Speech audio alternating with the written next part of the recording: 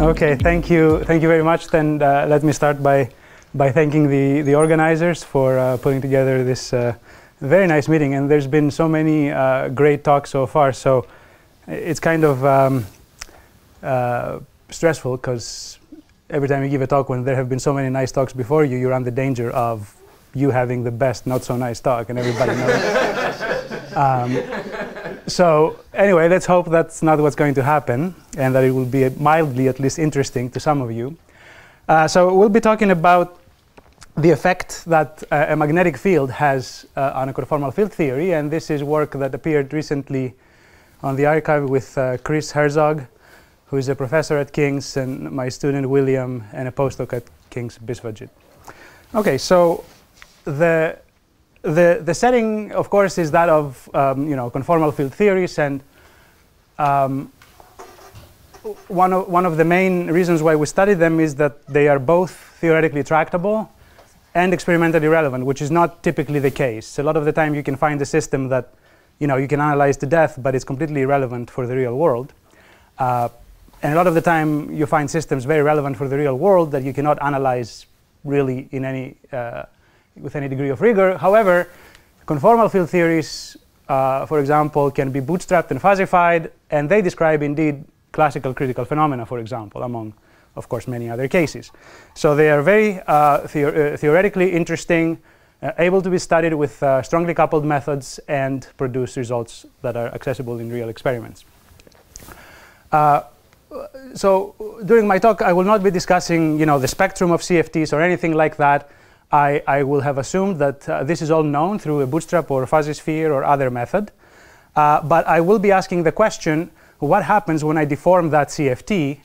And there are different kinds of deformations that people have discussed in the literature. You can have deformations by local and non-local operators, which, if it's by local operators, they trigger RG flows that completely take you out of the fixed point.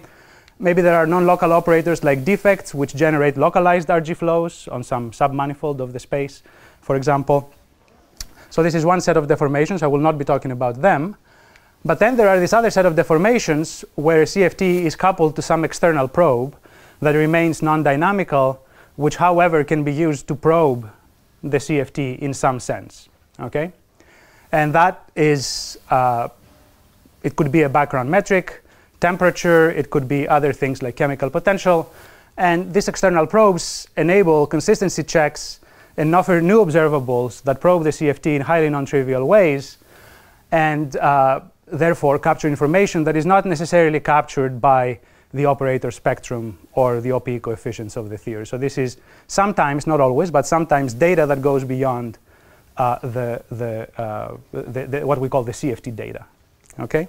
Or what is the difference between these two? What do you mean? The first and second case. So like the metric couples to the stress tensor, right?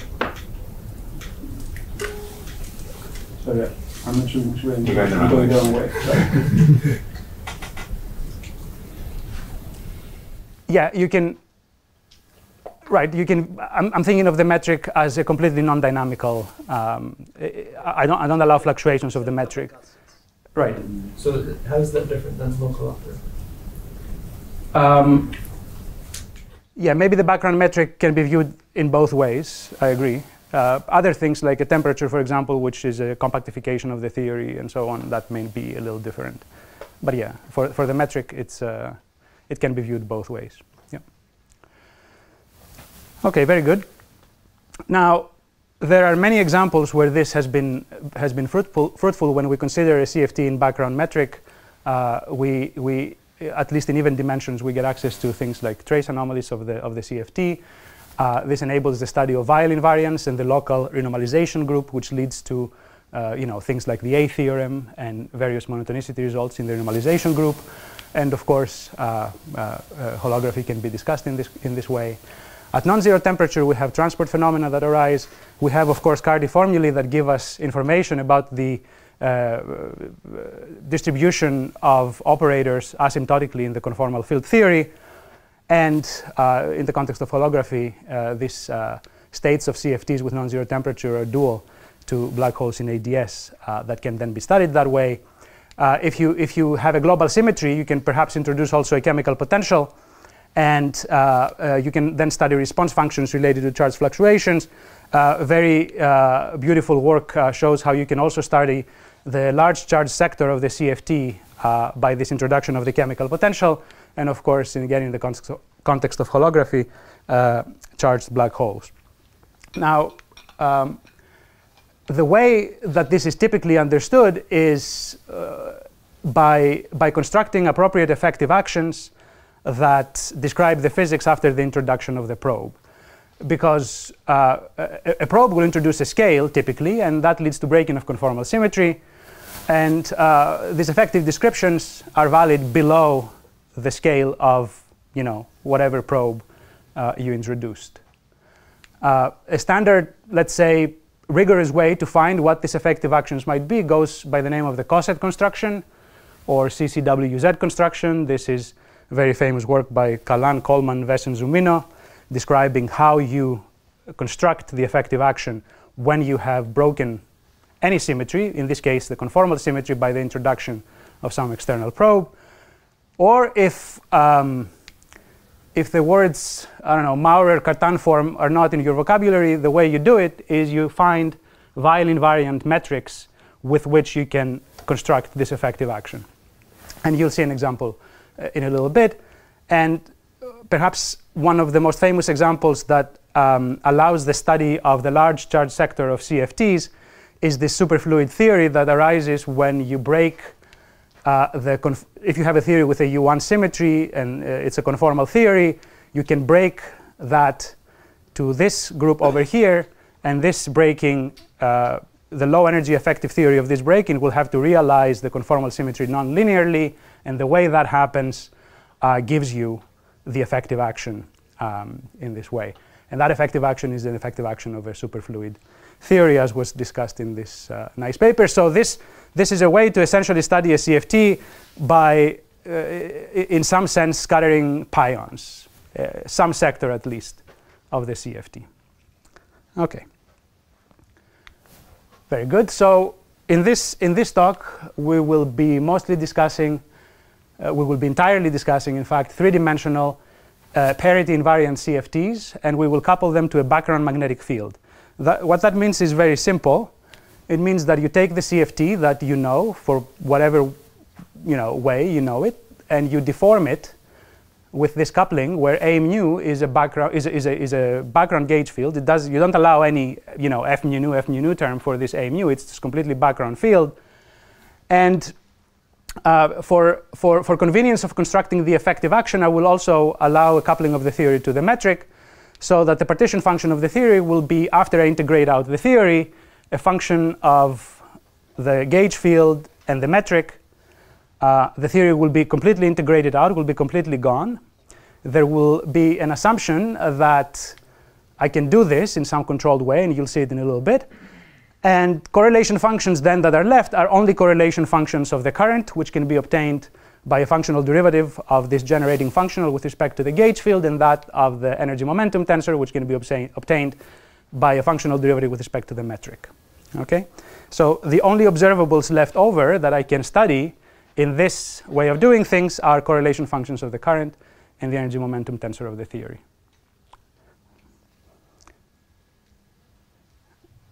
Okay. So what we want to do is construct this effective action. So now you can say, well, constructing this effective action is typically a very hard thing to do because you can't just integrate out the theory. But we will make the assumption that this effective action is a local action. Now, typically, you would need to integrate out massless modes, which would make this effective action non-local. But we will assume that in the presence of the deformation I'm discussing, the magnetic field, all modes of the CFT become gapped, which means that I can integrate them out and generate a local action. Now, I don't know what that local action will be. The coefficients that will appear will be theory dependent, but the local action will have a specific form that I can construct using Weyl invariance, essentially, or if you want the CCWZ coset construction. It's up to you what you want to use. I will show how you do it with the Weyl invariant way. Okay, now this is an assumption that the CFT gets fully gapped. It's based on the fact that when you introduce a magnetic field, you get the formation of Landau levels, which will naturally sort of gap everything out. There are cases where that happens. There are cases where there are gapless Landau levels, like, for example, in the free Dirac fermion. And as we will see, what I will do will not exactly apply to those cases. But all I'm trying to say here is that there are examples where the set of assumptions I am making are satisfied. So this is not a set of assumptions that leave you with nothing, of relevance. But do you expect it to be more often satisfied than not? I think it is generally expected that whenever you form Landau levels and you have a theory with interactions, that all modes of the theory, CFT with interactions, that all modes will be gapped. That's the generic expectation. If you have there are cases where this is not the case, like, for example, if you don't have interactions, if you are in completely free theory, there might be modes that remain. Now, it's a question as to, there might be a way to add those modes back into your low energy effective action and study them. We haven't done that, but this is perhaps possible. But generically, in an interacting CFT, it is expected that all modes will become gapped. Are you using only abelian gauge fields? In this, yes, this is only coupled to some U1 current of a theory. So I should say that the minimal sort of like non-trivial example where you could study this is the O2 model, which you cannot do this in Ising, for example. There is no symmetry. Yeah. I guess there could be situations where an anomaly precludes the trivial gap, like if you have some particle Hall symmetry. Right. There could be situations. There could be situations like that. I think generic. I mean, there could be situations like that, but they are not the generic case. Yeah. So, just a much more trivial example: if you take the tensor product of your theory and a theory which doesn't see the gauge field, then it will not be gapped. Sure. Yeah. But I mean, that's a bit trivial. We care about the dynamics of the theory. Okay, you can always couple it to something that doesn't see the gauge field, but those dynamics will be decoupled anyway. So they will not play a role in anything. In other words, there will be a team nu for the theory that the extra theory will have its own team nu that will never speak to the correlation functions of this team nu.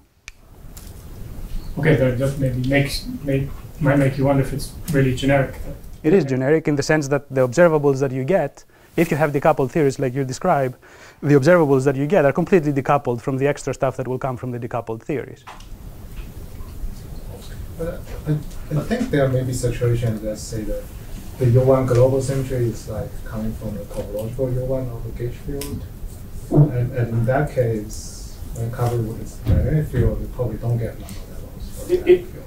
Yeah, that's a more complicated case, and that's typically not parity invariant, right? The starting CFT. No,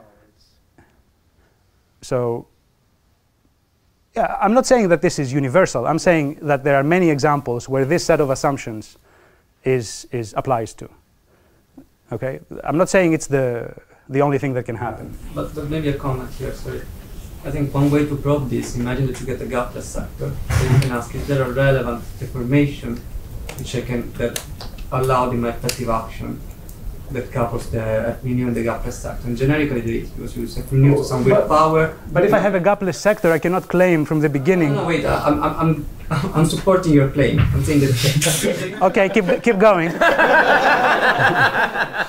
saying that generically, if they have a gapless sector, you will have a relevant deformation that coupled to the magnetic field, and therefore you ended up in a non-generic point. It's only if you get a gapless sector which has a relevant deformation somehow you cannot couple to a gapless field. So you can probe it in principle, right? You can make a assumption. We get a gapless sector, it's consistent. Generically, the safest option is that it's fully gapped or there is a relevant deformation. So I think in this sense it's something you can probe it in FT. Okay, I didn't fully understand what you said, but I agree with you, since it supports my. Well, we can discuss it more later. Okay, very good. So, since by assumption we have this gap theory, we've integrated the theory out. We can organize the effective action in a derivative expansion, where we have operators. We put in more and more derivatives, and we suppress them in the contribution to the effective action by powers of the magnetic field. Okay, so this isn't like sometimes in this context you hear this famous Euler-Heisenberg Lagrangian, but there you have a massive fermion that you integrate out. This is not that. There's nothing massive here to begin with. We're suppressing all the operators by powers of the magnetic field. Okay? Good. More question. Yeah. Sorry. Suppose I give you all the CFT data, for example, O2 Wilson Fisher. Yeah. How do you tell if that condition is satisfied or not? I don't think this is this is a question that can be answered with the CFT data. You have to study the effective. No, you have to study the theory. The theory, in other words, the various coefficients that will parameterize your effective action is not clear to me how they are related to CFT data. Well, it's a non-perturbative question, but in principle, it's there. If you don't have that's big. I don't know. You might not be able to calculate it easily, but I don't know if that's entirely true. I don't know. Until I see an equation and say, okay, this coefficient is this infinite sum of combinations of CFT data, then I will remain skeptical. What other information could you need? Yeah. I mean, sometimes, the coupling, for example, if you added a boundary deformation of a theory, that's not captured by the CFT, right? The boundary condition is extra to the CFT. So it's not a universal statement. Now, there are cases where this is true, but a boundary, for example, is a case where this is not true. And we know it's not true because the boundary condition is not data of the CFT. well, but the allowed boundary conditions are. Sure, but which one you chose, you will not be detected, by CFT data. Right? It's not really a good analogy. Okay, but it is true. Anyway, let's keep going. So the way you construct the effective action is, in this context, by these Weyl transformations. The metric has the standard Weyl transformation. The gauge field will remain invariant, and you can define this object f, which is going to have. This will, there are two metrics hiding in here with which you contract the indices, and that will give you two inverse metrics. And this will give you the e to the minus 2 sigma that you need so that this object, the hatted metric, is Weyl invariant. Okay? Since there's only one scale that you added into your problem, you must be able to then construct the effective action using the Weyl invariant metric, this g hat, and the effective action will be then given by curvatures that you construct out of this g hat, and it will also have terms that involve this object f hat, which here I wrote in this way because it's easier, to use the epsilon tensor in the three-dimensional theory to not have to talk about a two-index object but rather a one-index object. It's just easier for bookkeeping of the terms in the effective action, but it's equivalent. I couldn't have done such a thing in 4 dimensions, where in 4 dimensions even this is not true. There is not a unique hatted metric. In 4 dimensions, you would have more than one hatted metric because you construct more than one Weyl invariant out of transformations like this. One Weyl invariant will be the trace of f squared, but there is another Weyl invariant which is just trace of f to the 4th to the 1/4 power. And that will also be Weyl invariant. You can use it to define another hatted metric, and then the effective action would be a lot more complicated. But in 3D, this is the unique Weyl invariant metric you can write down. So everything will be written using this metric. Okay. So what do these terms look like? It's completely standard. You just write down whatever you can. The first term that you would write down in the effective action is the square root of the determinant of this hatted metric. And then you start introducing derivatives, which means derivatives on the metric, which become curvatures, or derivatives on the gauge field, which become these f's. And at the level of 2 derivatives, these are the terms you can have. At the level of 4 derivatives, there are more terms. But if you take these previous terms over here, just to show you what they look like, you expand them out in terms of the unhatted variables, you get expansions that look like this, where this f here in the denominator will become the magnetic field. This f will have a background value, which will be the magnetic field that I will eventually have. But right now, this is a general expansion of this effective action. And the functional I'm looking for is written as a linear combination of all these various terms for theory-dependent Wilson coefficients, C0, C21, and so on, that presumably when you give me your starting CFT, I can compute and write down this effective action. Does this include the chemical potential? No. This is just the magnetic field. Why not? Well, the chemical potential could be a A0, constant A0, right? What I mean is that in this expansion over here includes the chemical potential, but what I mean is that I did not expand around a theory that has both a chemical potential and a magnetic field. In what I will do next, it's only magnetic field. But this is sort of my final slide, how these things change when the chemical potential comes in. But shouldn't it be the same action? It will be the same action, but the chemical potential will change the computation of these coefficients because it will make some Landau levels, get filled and so on. So there will be a different way with which you compute these coefficients. So they will affect the Wilson coefficients. So you think that the coefficients, once you go from the regime of magnetic field to the regime of chemical potential, the coefficients will change? Right, because the chemical potential will fill some of the Landau levels, and then the calculation of this will change. There's a vector f mu, it just points in different directions. Yeah, it's supposed to be included in this action. Yeah, isn't it electric? In this action, it's included, but but it will not be included in any calculation I do with this action, which assumes that it's 0. Yeah, you point your f mu in a certain direction. Yeah. Right. So that I will show what well, maybe not immediately, but I will show what this f mu. It's just a magnetic field. It's like saying, okay, but you don't say, for example, if you pick one metric g or another metric g, you change the metric, but the coefficients C0, C21, C22, they remain the same. They remain the same, yeah. So why can't you apply the same logic to pointing f in a different direction? I think you will generate.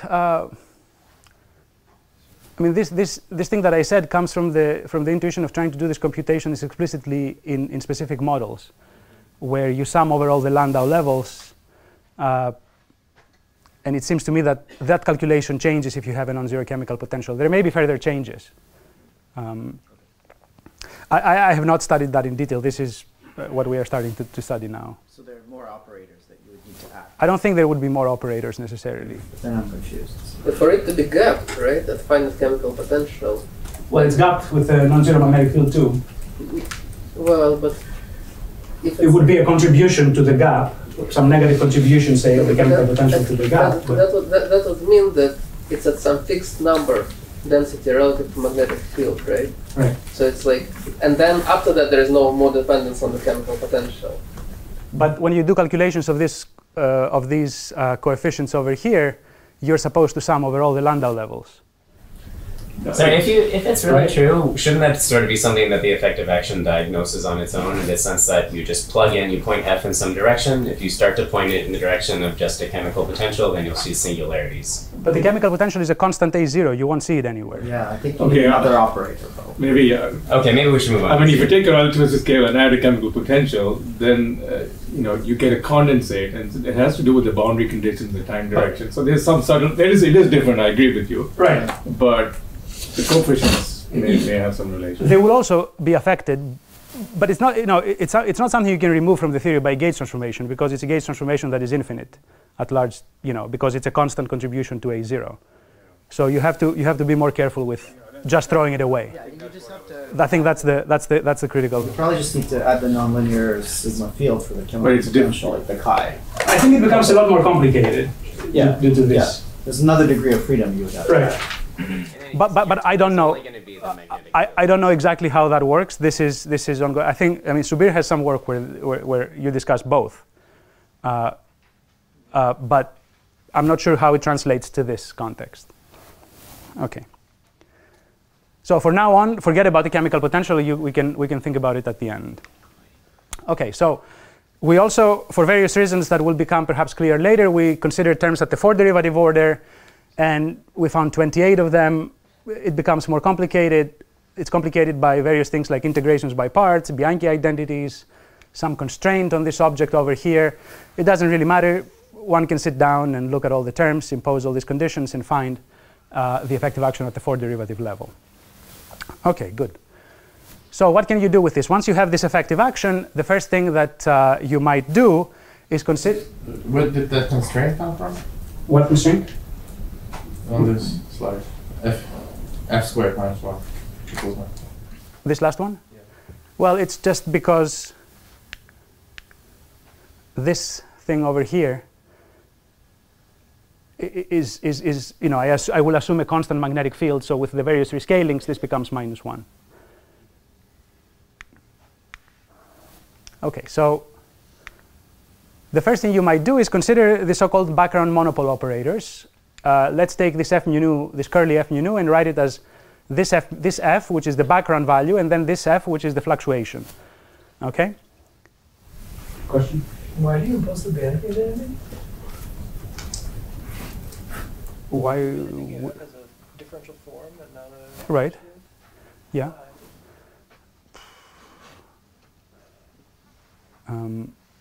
I don't know. Should I not impose the Bianchi identity? It's a background field. You get to Yeah, it's a background field that satisfies the Bianchi identity.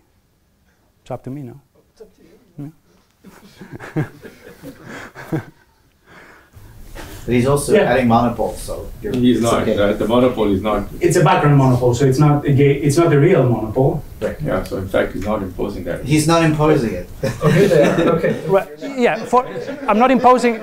Well, I'm not imposing it in specific, you know, positions around which, when you integrate, you get 4 pi q. But yeah, at the level of the effective action, I'm imposing it for constructing operators, but you are still allowed to have this background monopole operators, which are configurations of this type. Now, these are not operators of the CFT in the sense, you know, that say in 3D QED you have monopole operators that are real monopole operators because you have a gauge theory. These are in some sense fake. Nevertheless, they exist as configurations of the background field that you can construct, whose flux around some sphere is non-trivial. Okay, and they have been, you know, they have been considered in work by Subir some time ago, also work by Kapustin and collaborators, and also Subir and Pufu had various calculations where they showed that you can consider 2 of these monopole operators, one with charge q inserted at position r1, meaning, you know, that's the point around which you integrate and you get the non-zero flux, and one at position r2. And you can show that there is some sense in which the 2-point function of these, although they are not CFT operators, behaves as if it's a conformal 2-point function with some delta q, which characterizes this field configuration. Perhaps the easiest way to think about the monopole operators in radial quantization is to think of them as the ground state energy on the sphere that you would get if you allowed this q units of magnetic flux uniformly distributed on the sphere. So can you remind us why they are not CFT operators in this case? Well, the CFT doesn't have a gauge field. Yeah, I here. understand. But why? So if there is something which looks like a 2-point function, why can't you just say, well, it's a CFT operator? Maybe we missed one. I think it's not justified to think of these because they're not there if you remove the background. If you remove the background, these operators are not there. So you just defined an operator now. You define something and say, well, it's not a CFT operator, but It's a non-local. It's a non-local. Well, where do you see that it's non-local. non-local? Where do you see that it's non-local? Well, it's a particular field configuration A that. Well, maybe it's secretly local. What? There's a theorem. I think when you go to the 3-point correlators and do all the operator product expansion, it probably won't work. Okay. Yeah. I don't know if that has been done, but No, it hasn't been done. But Yeah. that's my guess. I mean, the scaling Presume- function can violate the unitary bound, but I think for number of examples, it violates the unitary bound. for a scalar local operator. Yeah. Okay. So instead of trying to compute that dimension, though, by computing some 2-point, I think there is some work where some 2-point function like this was computed in work by Subir, but it's easier, since we have radial quantization, to try to see it as the ground state energy of some, that you get on the sphere. Also, such a defect would have a Dirac string attached to it, which would not be transparent because it's not a gauge symmetry. So it's like a defect operator sitting at the end of the line. No, the string is transparent. It's just that you're kind of assigning the field lines to go in very particular way, right? In a dynamical gauge theory, you're just assigning the singularity at a point. Here you're assigning the magnetic field lines to be whatever, one symmetric around this monopole position. So that's the non-locality. You're kind of assigning backgrounds everywhere in space, not just singularities at points.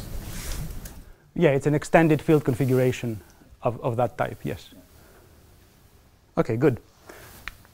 So the easy way to compute it is to simply say that it's equivalent to the energy that I get in this particular field configuration. So now that I have the effective action, I can simply plug in this field configuration and read off the energy, and that this dimension will be proportional to the energy. This is some energy density, suitable density, and so on, so that you get this delta Q, which has an expansion in powers of the flux that starts like Q to the 3/2, and then it continues. There is no constant term that you would like you would have, for example, in the when you have a chemical potential and you look at the large charge sector of the CFT. There would be a constant term there that would be theory independent. Here there is no such term, and you get an expansion that looks like this. Now,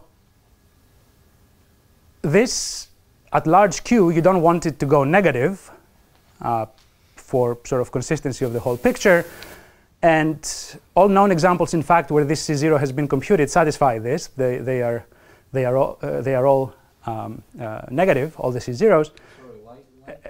I mean, then the dimension at large Q of this operator would be negative.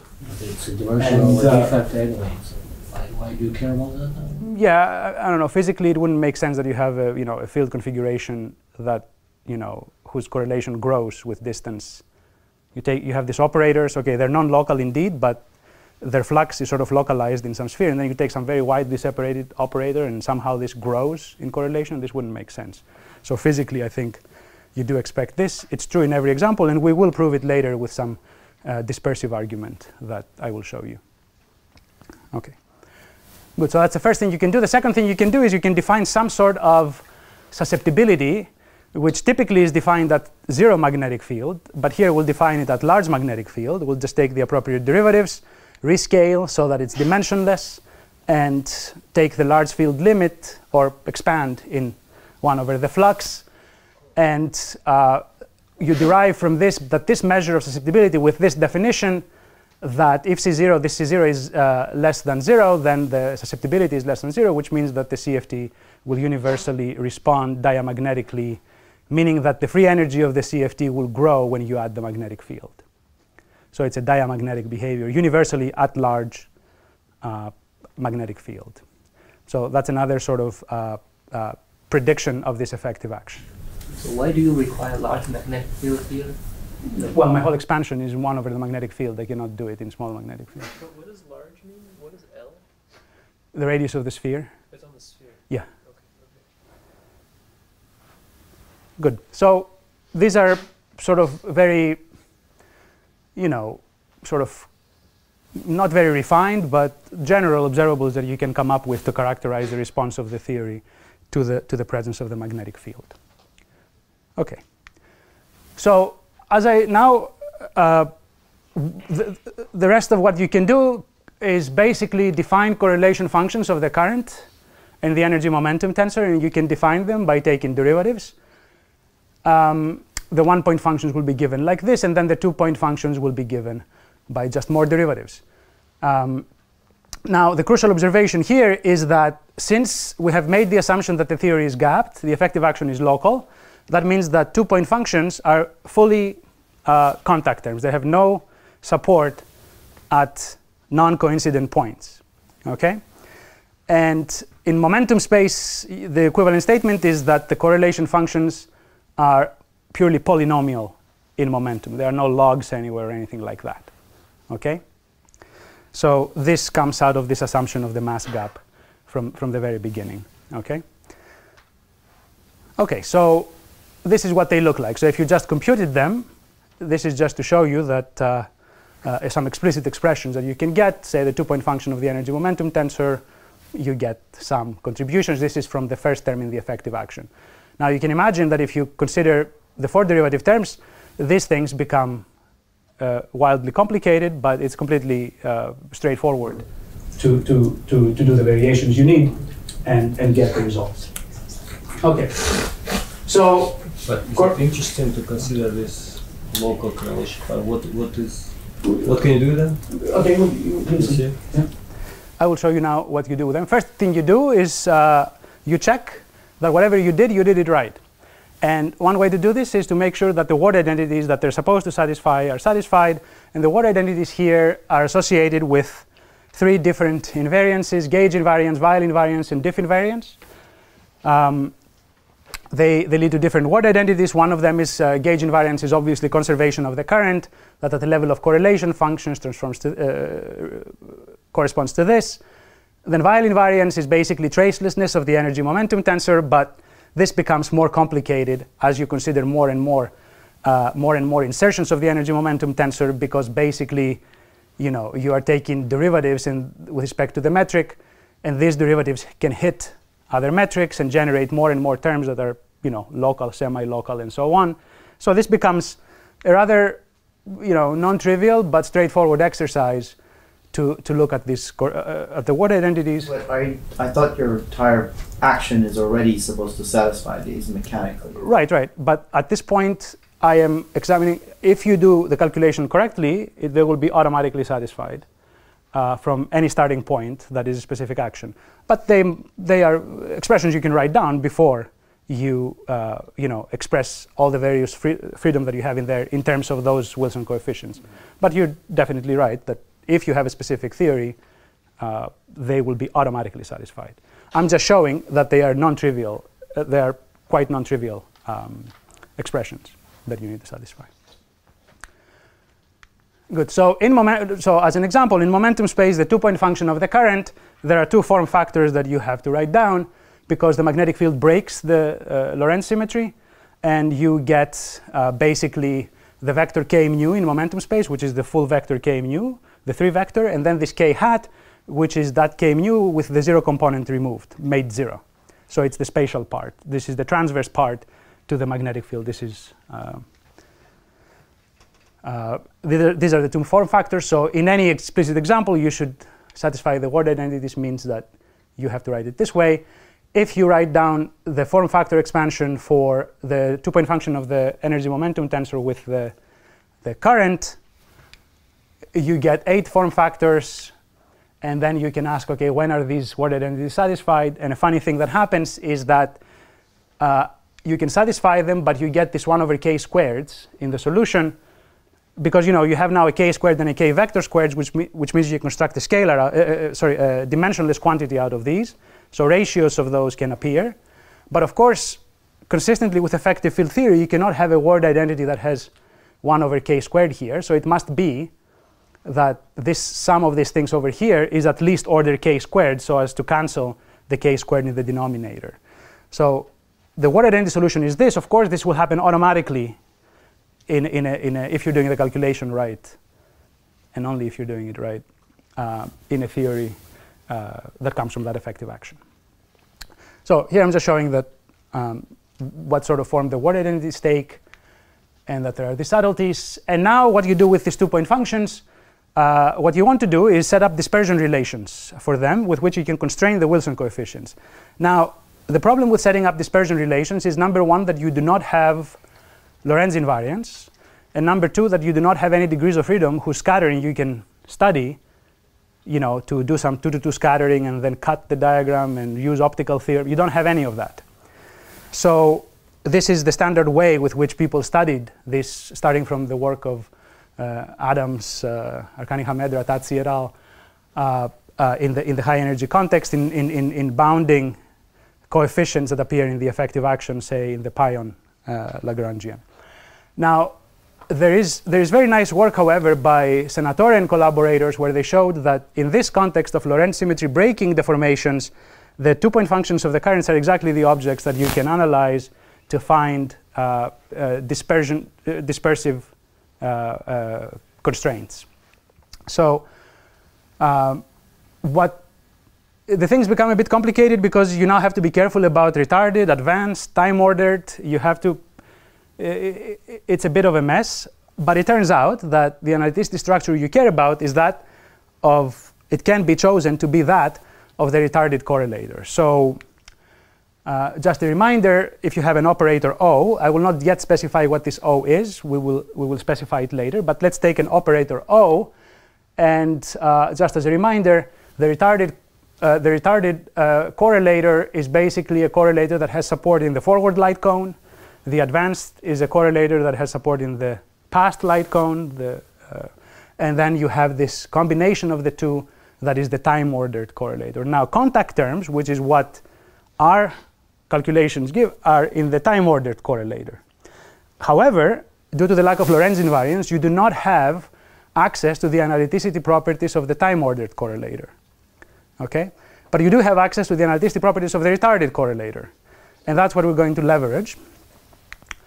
And then we're going to try to relate it to the time-ordered correlator. But in the forward light cone, the retarded propagator in momentum space.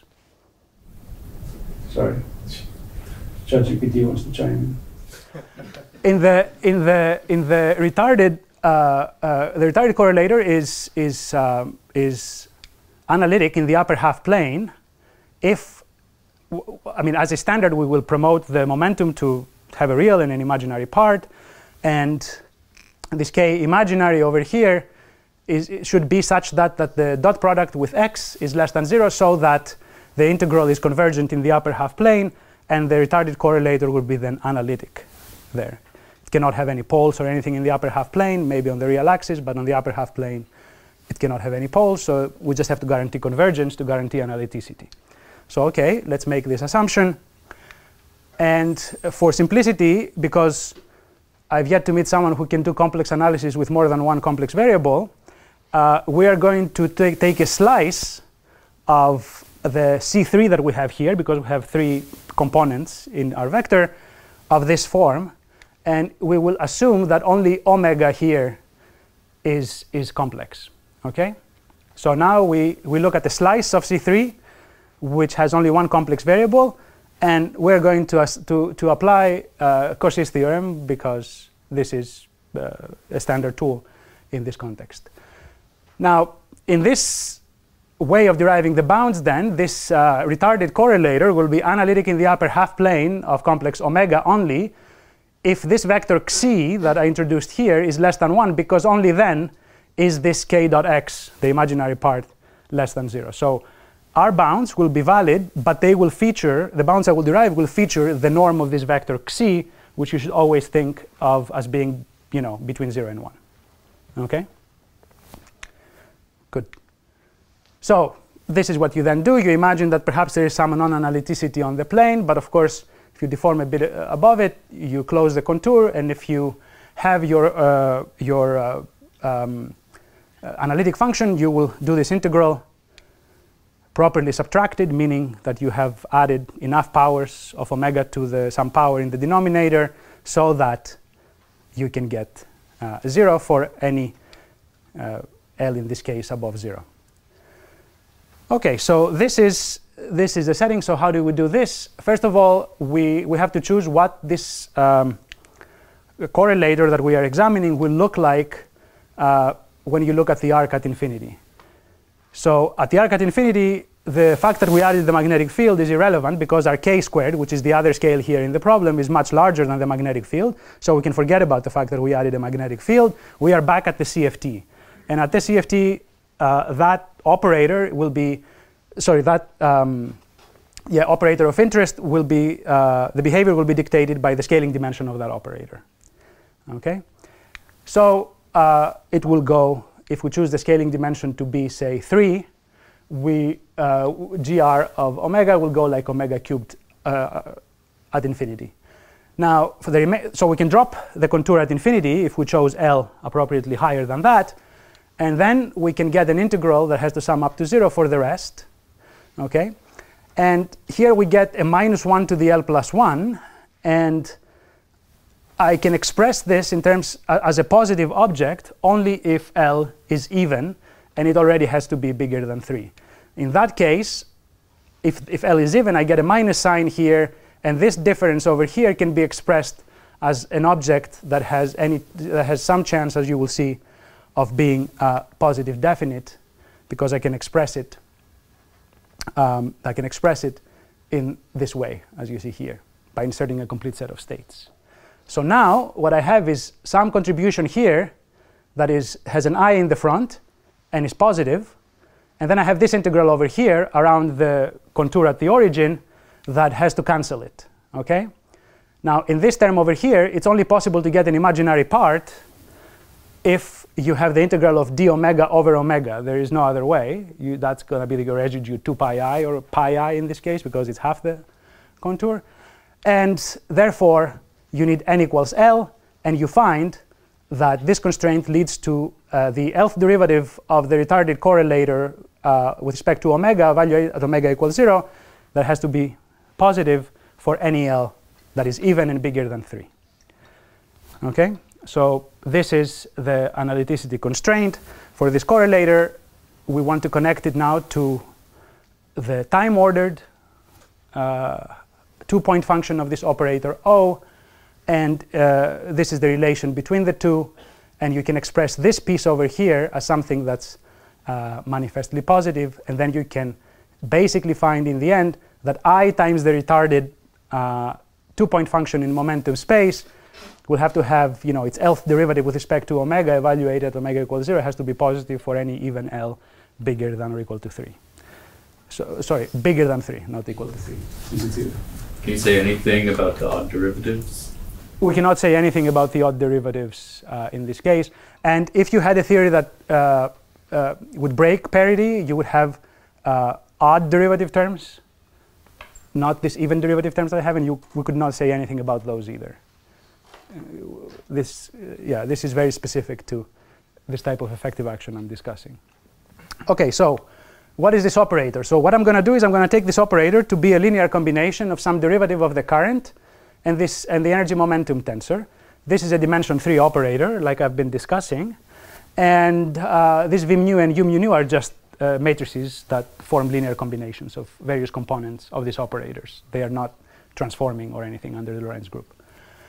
So the positivity conditions then imply that when you write down this matrix over here, for any L, 4, 6, 8, and so on, that this matrix is positive definite, semi-definite for this K configuration whenever this Xi vector is less than 1. So this is the condition that you get from the dispersion relation. This is then an infinite number of 8 by 8 matrices that are positive semi-definite. If you have your 2-point functions, you can write them down and impose positive semi-definiteness, and you get constraints. So what we did is we looked at the matrices at order omega to the 4, omega to the 6, and omega to the 8. If you go to higher order, you need to consider higher orders in the effective action, because those coefficients will then feature in the matrices. Okay, but up until this order, the 4-derivative order of the effective action is what you need. And we find that if you call x this norm squared of this vector, then we find that the bounds take the following general forms. Either you find that some combination of Wilson coefficients is positive, or you find a linear type constraint where this x is again this norm of this vector squared, a quadratic type constraint, or a cubic type constraints. These are the types of constraints we found where the coefficients that appear are combinations of the various Wilson coefficients. And they include, of course, this. So, for example, among them, we find that C0 must be negative, which is what we saw already was motivated physically. One of the 3 coefficients in the 2-derivative effective action must be negative as well. And then with the other 2, they satisfy this constraint. Okay? So this is for any x between 0 and 1. And now you can analyze how this can be written, and it can be effectively written in a picture like this. You rescale by the thing that was negative, and then you can write you can find an allowed region up here and a disallowed region down here, and this bound has some kink that we don't understand why. But this is the green is the allowed region. This is the result of this dispersion relation. And what I want to show in the, how much time do I have left? You have about 11 minutes left. Good. So what I want to show next is calculations, explicit calculations in a few theories, and then put some points on this. Okay. Is everything clear so far? Okay. Good. So now the problem with calculations in specific theories is that the propagators of fields in the magnetic field are horrendous. And I asked around yesterday some of the students, but I just want to see how many people have seen the propagator of the free fermion in a magnetic field. So this was a calculation done in 1951 by Schwinger. And it is a terrible answer, but it is what it is. It is correct. It is Schwinger, but it's very hard to work with. Okay, even for it's here it is for a free Dirac fermion, you get an infinite sum over Landau levels over these dn functions. You see here that the Landau levels create this gap, and this dn function is this. It's some sum of associated Laguerre polynomials. The only thing I have checked about it is that in the limit b goes to 0, it goes back to the propagator, But this is it's a terrible function, but it is correct as far as we know. Schwinger computed it. Who am I to check it? I mean, it's a really amazing paper. So this was the paper where he set up the proper time formalism. I mean, it's 1951. That's probably before Landau, computer Landau levels. Yeah, it's okay, so this is it. This is the thing that you then have to take and compute a loop diagram with, because I want to compute the one loop diagram where I have an insertion of the current, another, because that's the correlator I'm computing. Okay, so now you have to have a really powerful student that you can say here, this is what you need to compute, and. I'm sorry, before you make your student do that, I thought this example violates your assumption. I already made him. I thought this example violates your assumption. It does. Okay. Nevertheless, you can still do this calculation. You still make the student do it. Yeah. You don't spare the student, that's for sure. You don't spare the student, that's for sure. So you do this calculation. I mean, if you the motivation is like, okay, it violates it, but where does it fall in this plot? I can still compute what the C0 is, what all this stuff is by looking at these coefficients. It violates, but it's not true, but where is this theory? I can still put it on that plot. It won't be necessarily in the allowed region, but where is it? But I mean, isn't the problem that you can have non-local pieces? So the effective action is not complete. I derived the bound that I showed you with some set of assumptions. This theory violates it, but I can still, if I forget about the non-local pieces, I can still compute the local part of the effective action, and I can ask how bad does this computation, neglecting the non-local piece, how bad does it look? Okay. Seems to be a pure pedagogical. Well, we'll do an example that is okay, but Question? Yeah. If you just make chemical potential infinitesimally small, let's say positive or negative, right, such that the zero Landau level is it's lifted, then it should work. But this is something. This is an excellent observation, and we don't understand exactly. We should talk about this. Does it violate the assumption? Well, we should talk about this later. Yeah, it's a very good point. Okay. Good. So, student goes away, computes, comes back, and these are the numbers. And some of them have been computed in the past by considering this effective action in different backgrounds, choices of the metric and the field configuration. There are various backgrounds that are easy to compute, but not all of them had been computed before. So again, this pertains to just the, we've thrown away the, basically you can think of it as we've thrown away the zero mode. We just forget about it and not sum over the zero mode, simply sum over the gapped Landau levels, okay? You can think about it this way, and this is the answer you get. It agrees with, it agrees with the answer that was obtained in various papers in the past, but all these coefficients had not been computed before, but now they have. Okay, so this is the result, And a free complex scalar now is another theory that you can do this calculation in. This theory is a bit simpler. So now you really don't feel so bad to give that now to a student. They know all the technology, they go do it, and they compute this correlator, and they find these answers over here. Okay? There are infinite sums that arise that you have to regularize, and so on and so forth, but this is what you get once you are done. Again, there is agreement with various results in the literature, but again, this had not been computed before fully, before this work. Okay. Good. So then you put them on the bound, and then you say, okay, where do these fall? And here is the free scalar is nicely in the allowed region. It's right there. And you put the free fermion, and it's really on the boundary, but it's on the wrong side. It's not allowed by the set of assumptions that we made, which is consistent with, the fact that we've essentially dropped some contribution that is there. So we don't expect this theory to satisfy the bounds. But C0, in the fermion case, this is negative.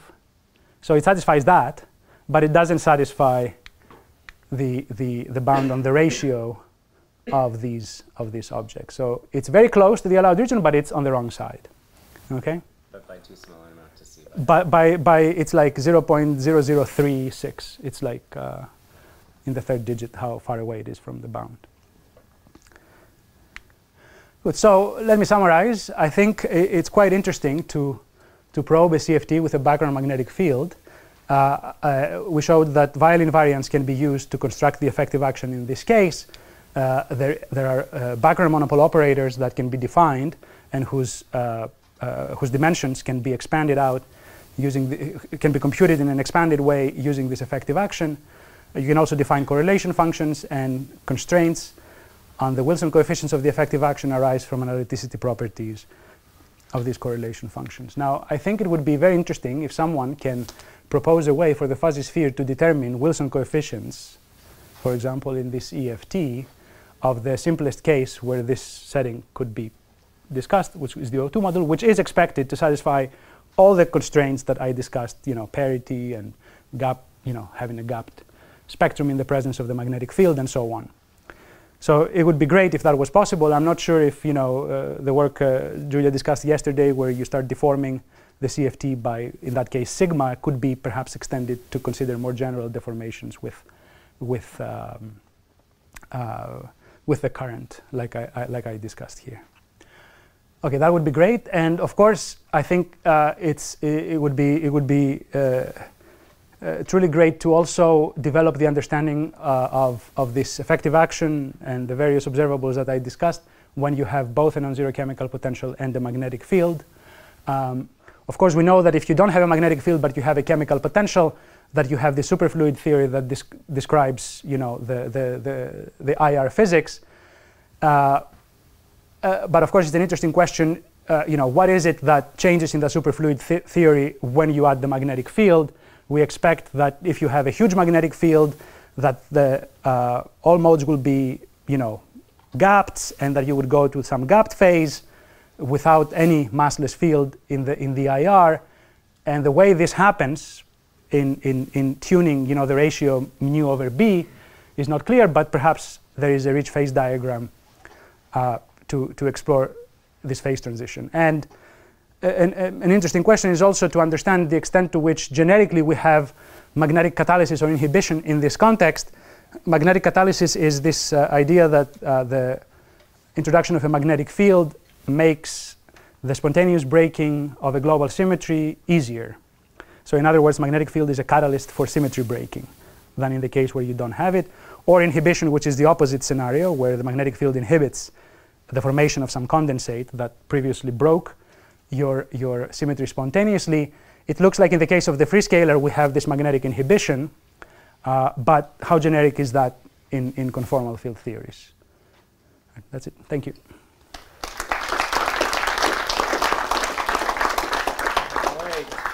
I have a quick question. So the fact that your fermionic values fell so close to the bound, it seems like either that's a coincidence or possibly more likely it's because the parts you dropped from the massless mode gave a very tiny contribution.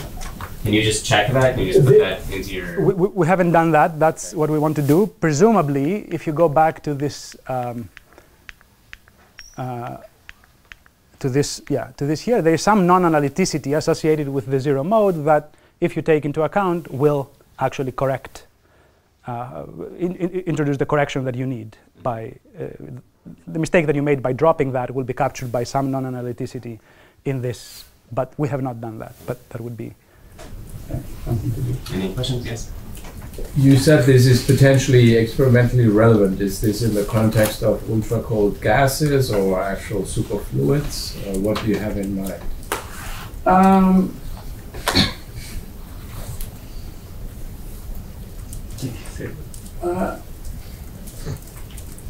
I think that was part of the advertisement for CFT in general. Yeah. Well, it could be, but I don't have something specific in mind right now. Okay, for that, but yeah, maybe I misunderstood.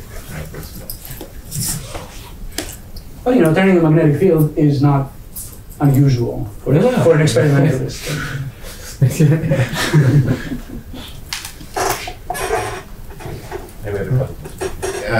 Have you thought of endowing these deformations by background with some kind of algebraic structure, like you deform with magnetic field 1, magnetic field 2, and in other order, like, is there any natural way to give some algebraic structure to this deformations?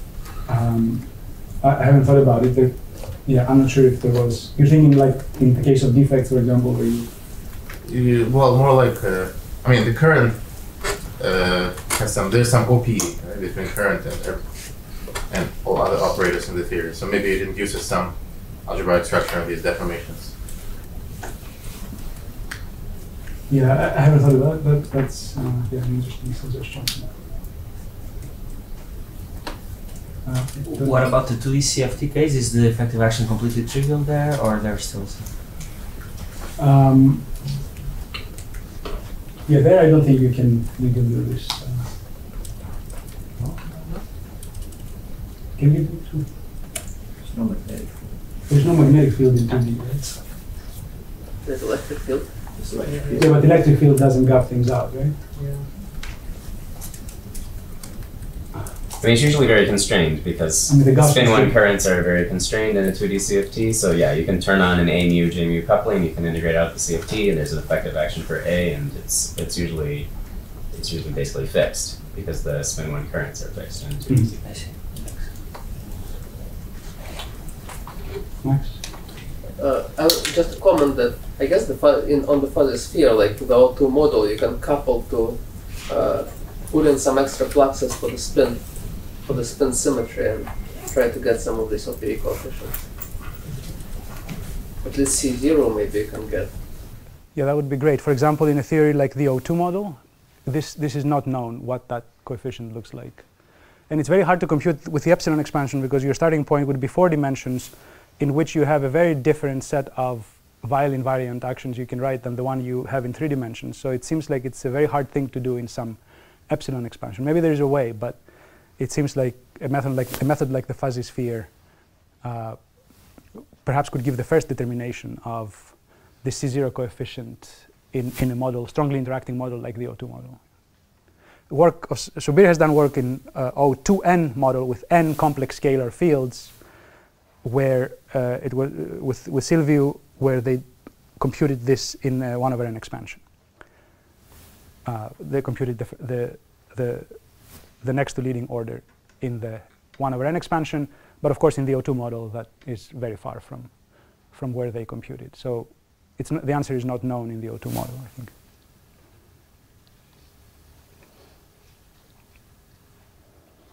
All right, well, if there are no more questions, let's thank Andy again.